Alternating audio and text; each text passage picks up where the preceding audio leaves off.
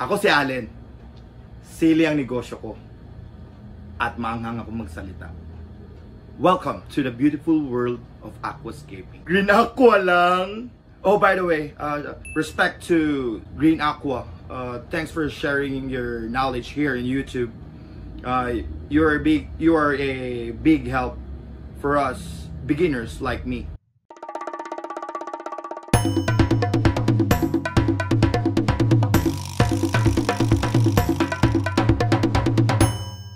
What's good? So, ito na naman tayo, Labuyugang TV.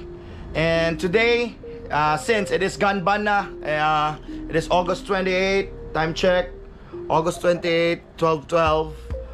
So, good afternoon na. And since it is start of Ganban na, tigil putukan muna tayo sa airsoft. And today, we'll be doing a aquascaping vlog. Fish keeping / aquascaping. So, ito yung isa kong hobby na gusto ko rin i-share sa inyo.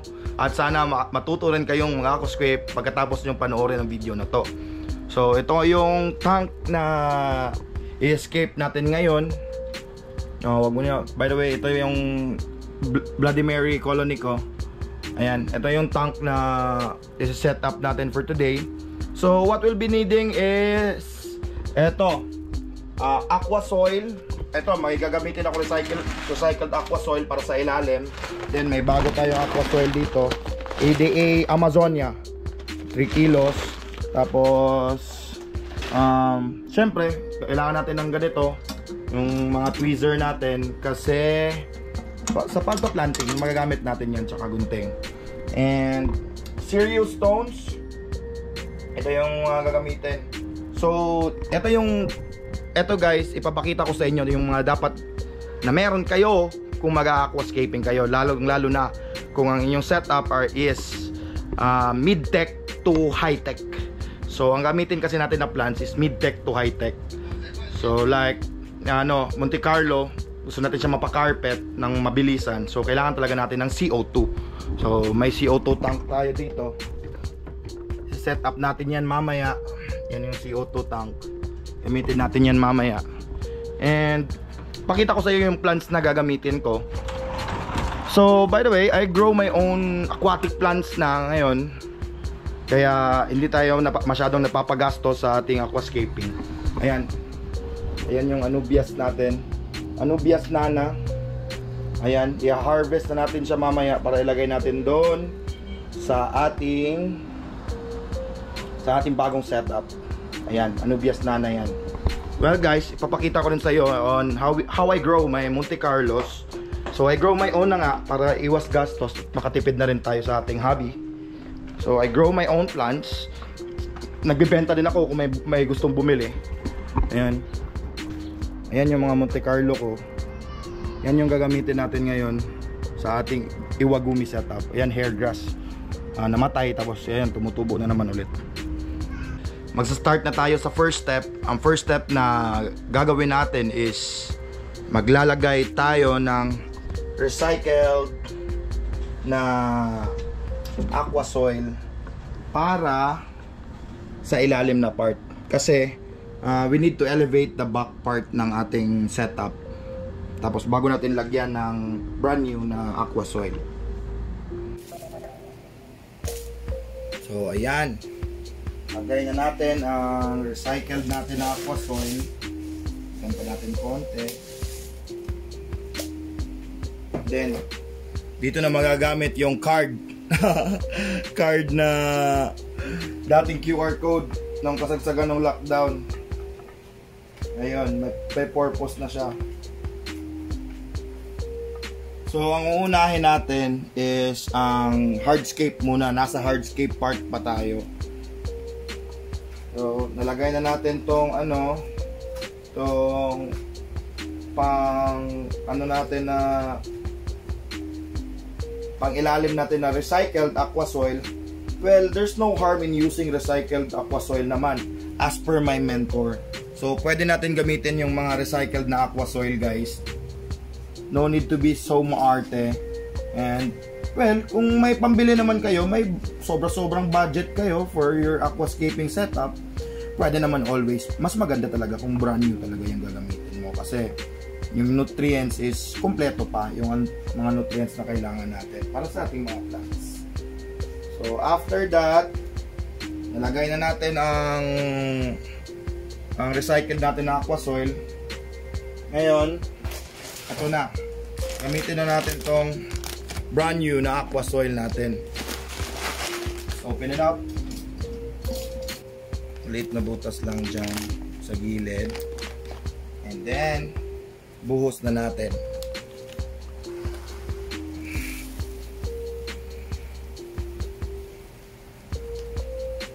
Iba pala kulay nitong Amazonia.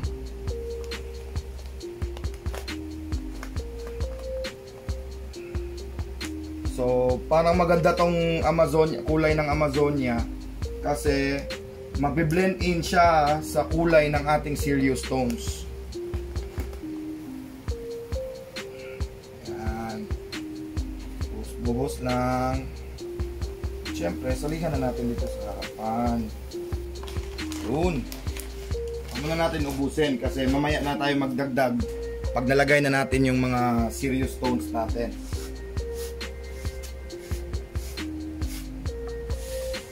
Well, dito kasi kailangan natin ng mas mataas na aqua soil kasi ang gagawin natin is Iwagumi and yung gagamitin nating carpet plant is Monte Carlo.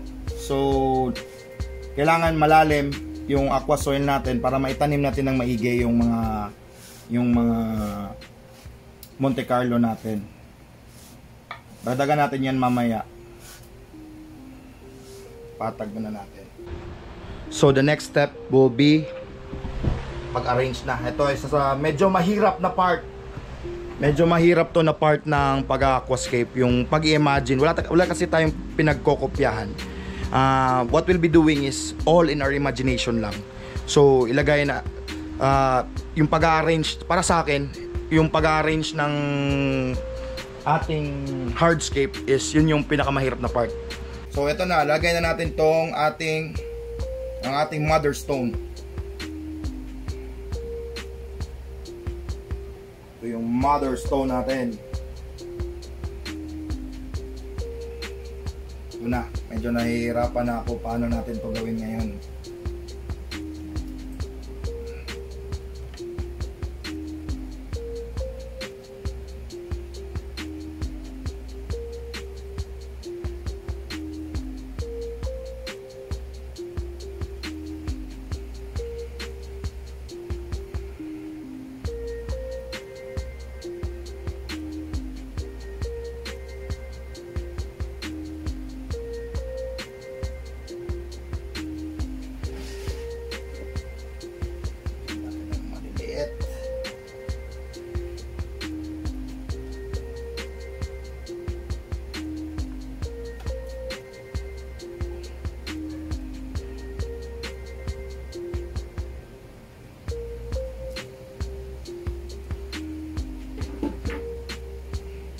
Ito na yung pinakamahirap na parte guys ng pag-aquascape. Yung paglalagay natin ng mga bato at saka paano natin pag-arrange yung bato.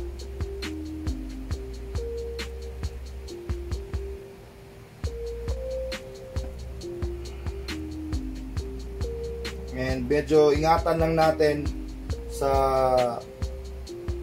parting ito kasi pwedeng mabasag yung ating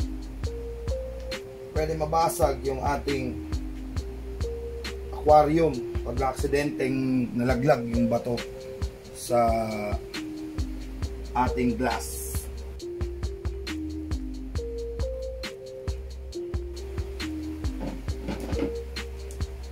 Yun na nga guys, ito na yung sinasabi ko na medyo mahirap na part sa pag-aquascape, yung pag-aayos ng bato. Yan, medyo nahihirapan na ako.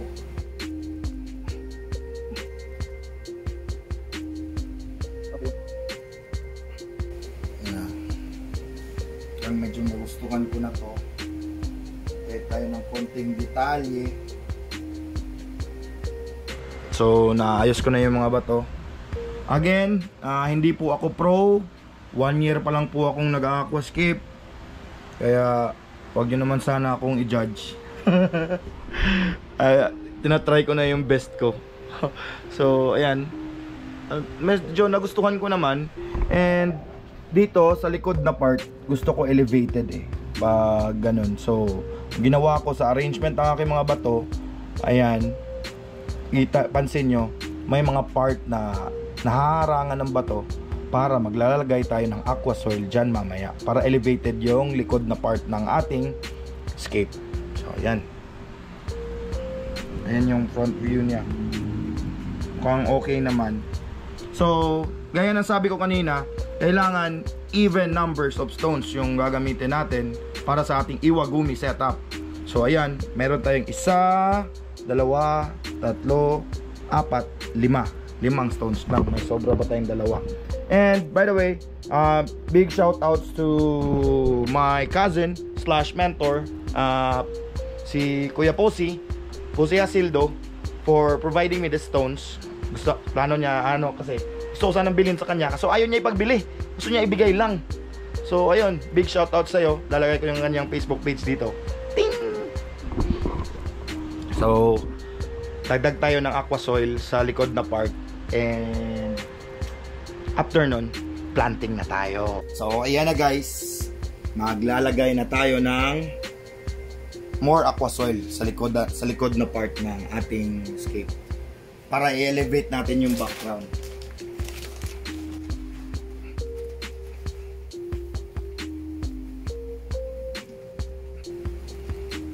Tatagan na lang din natin dito sa harapan para makapal yung paglalagyan natin. Pagtataniman natin ng mga Monte Carlo, kailangan malalim. Yan.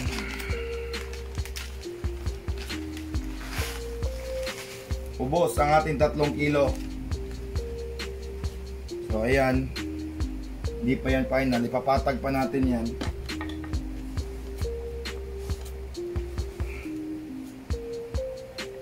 Yan mamaya sigurado pag nalagyan natin ng tubig yan, magla-landslide yan dyan. So bawasan pa natin to dito.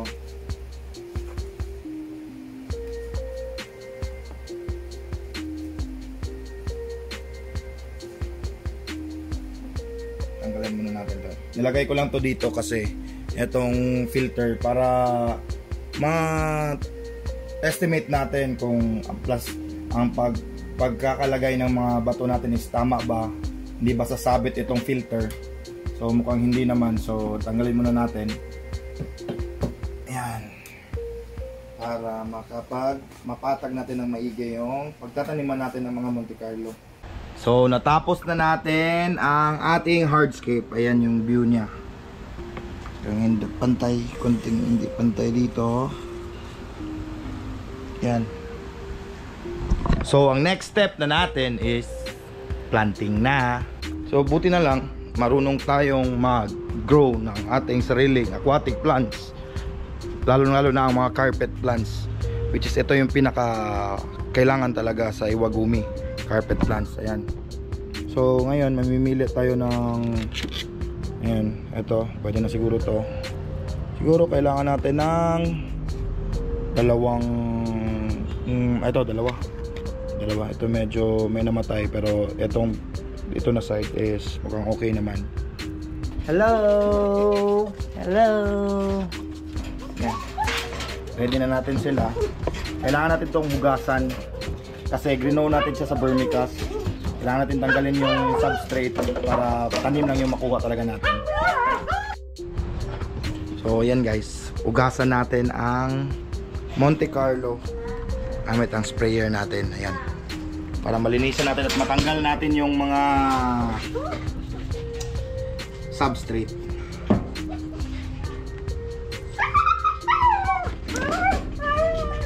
Hugasan natin siya.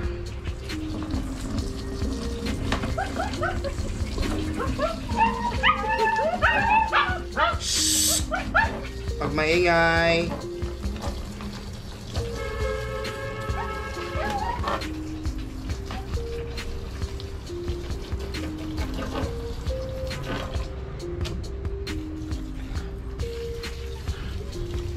Kailangan natin malinisan to ng maigi.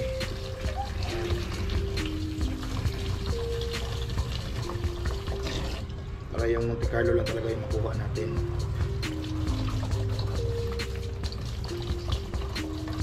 Balik na tayo ulit dito sa room. Dala-dala na natin tong Monte Carlo natin. Ang next step dito is paghiwalayin natin yung Monte Carlo thumb size.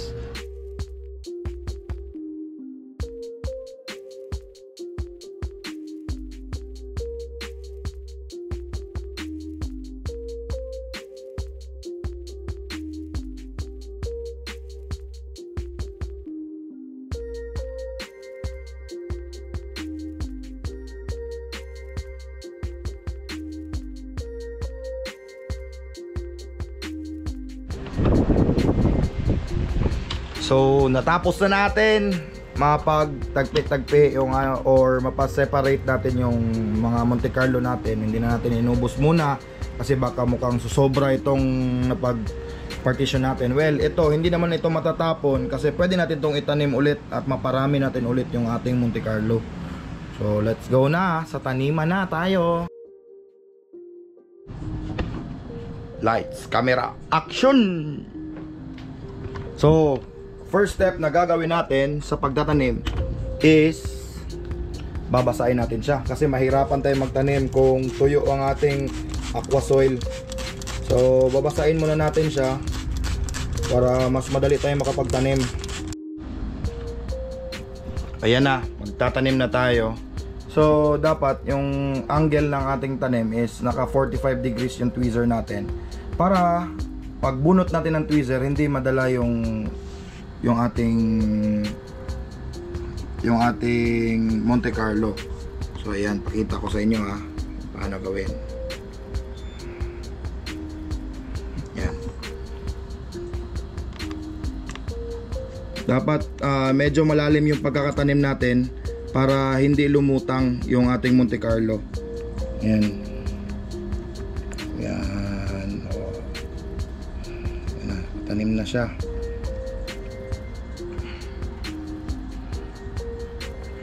Tayo ng isa pa 45 degrees natin. Tapos lagay, dapat ilalim talaga para mamaya paglagay natin ng tubig hindi lumutang ang ating Monte Carlo. Yan.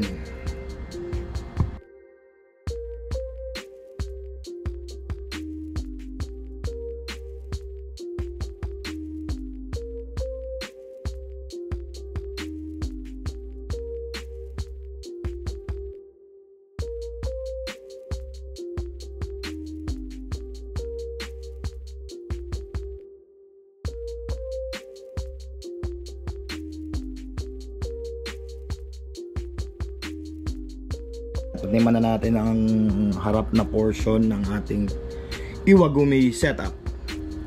Ayan, magtatagpi-tagpi na naman tayo or magsiseparate na naman tayo ng portions ng Monte Carlo galing sa sobra natin kanina. So ayun, pahinga muna tayo. Ganyan ako magtrabaho eh. Mas marami yung pahinga kaysa sa trabaho, diba? Para hindi ka mapagod.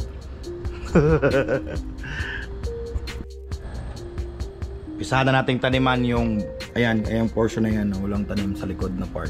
Isa na nating taniman. Ito mga sulok-sulok.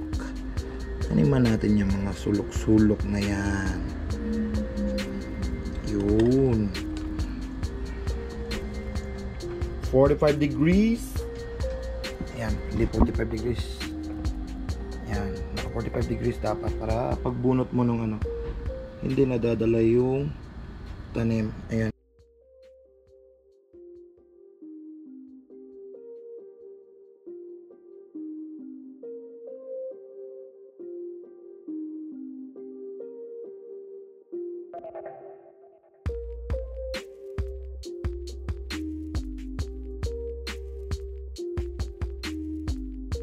Since tapos na tayong magtanim sa ating carpet, ang ilalagay natin is next na is yung anubias nana natin.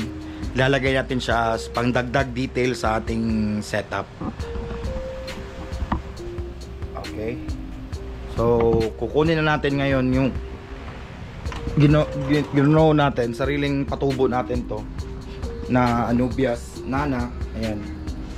Kunin natin. Pilian natin dyan, pagpilian natin sila kung saan ang mas bagay. Ayan, may mga maliliit pa. Mga rhizomes lang ito sila noon na kinat ko, tapos itinali ko sa bato. Tapos ayan, tumubo na sila. Harvest na natin ang Anubias. Harvesting Anubias. Anubias Nana. Although may konting algae siya dahil siguro sa lakas ng ilaw dito sa tank na to. Pero that's okay. Kakainin na naman yan ng mga algae eaters natin soon. Pagpilian natin. Pisahan na nating ilagay itong mga Anubias natin na collect natin galing dun sa malaki nating tank sa farm tank natin. Ayan. Tsaka may sobrang rhizomes. Pwede natin itali ulit yan dyan sa bato, tapos antayin na naman natin tumubo ulit para hindi tayo maubusan ng Anubias Nana. So ito na yung mga napili. Ito, nakapaglagay na ako ng isa. So parang no need na yata siya idikit kasi pwede naman siyang isilid na lang dito sa mga distansya sa mga spaces dito sa gitna ng mga bato.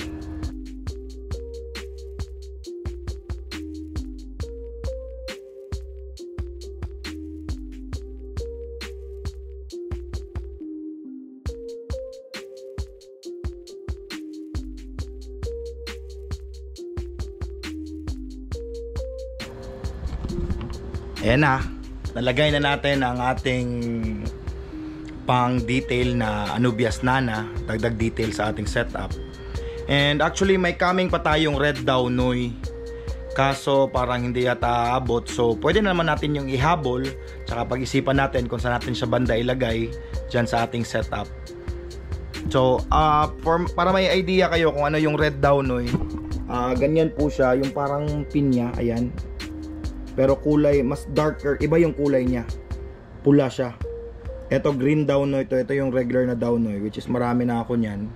Napakadaling patubuin. Basta maganda lang yung lighting mo, tutubo talaga siya. Stem plant siya sa actually. So dadagdagan natin yan soon ng red Daunoy. Pag dumating na yung red Daunoy natin, yan. Papakita din natin sa inyo kasi mag-update tayo from time to time tungkol sa setup na to. Next step na gagawin natin is maglalagay na tayo ng tubig para umandar na yung setup natin. Maglalagay na tayo ng tubig, and sa kakanood ko ng YouTube tungkol sa aquascaping, may isang life hack na naman akong nakuha sa pagdagdag ng tubig sa ating setup. So gagamit ako ng bubble wrap para hindi masira yung scape natin habang naglalagay tayo ng tubig. Ito yung bubble wrap ko. Marami ako nito kasi yun nga, sili ang negosyo ko, mga hot sauce. Yan, marami akong ganito. Ayan. Lalagay lang natin yung bubble wrap dyan para hindi masira yung scape natin habang dinadagdagan natin siya ng tubig. Yan.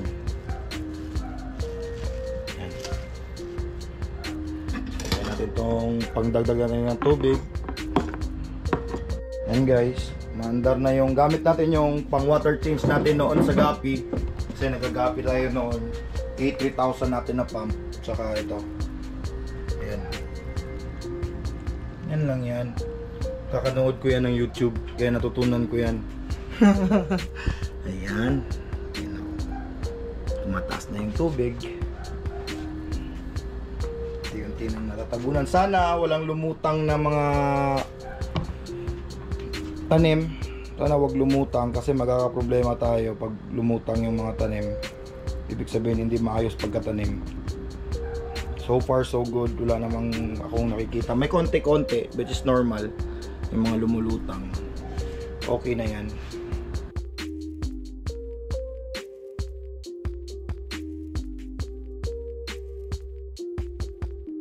Natapos na natin siyang mapuno. So kukunin na natin tong ating panglagay ng tubig. Ayan. bunutin natin. Tapos tanggalin natin tong bubble wrap na life hack para hindi masira ang iyong scape. Ayan na yung itsura niya. So far wala namang lumutang. Ito lang, aside sa mga pakonti-konti, itong mga naputol na mga Monte Carlo, sobrang konti lang.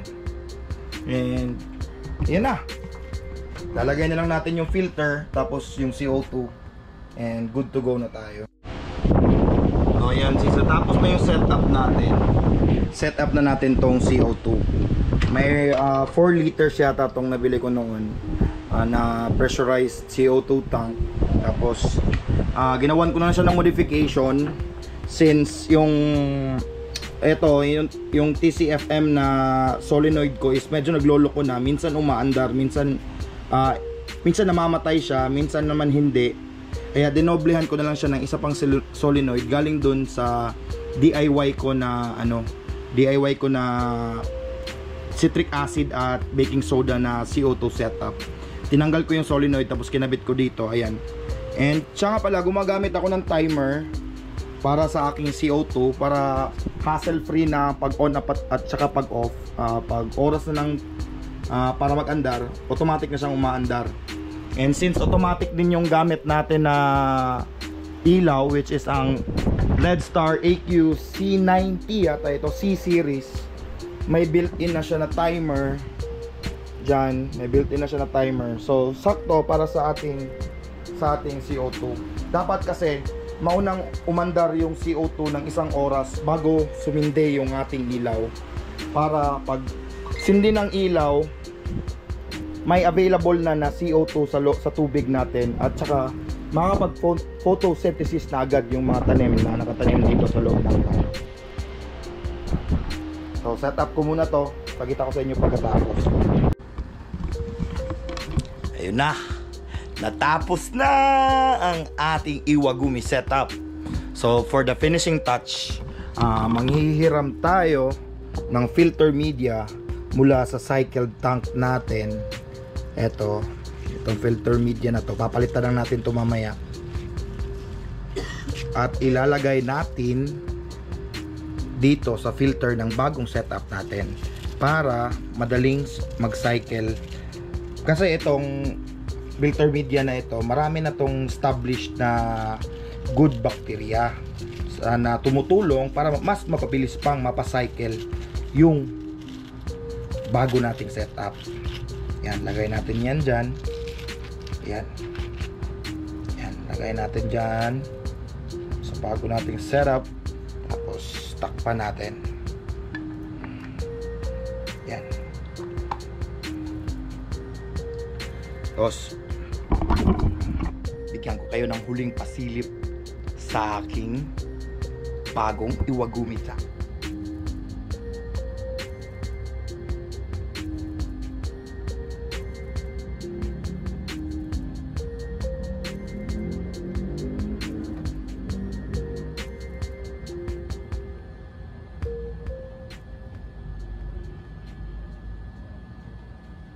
And that's it. Sana may natutunan kayo sa video natin today tungkol sa aquascaping at fish keeping. So, don't forget to like, share, and subscribe. Labuyo Gang out!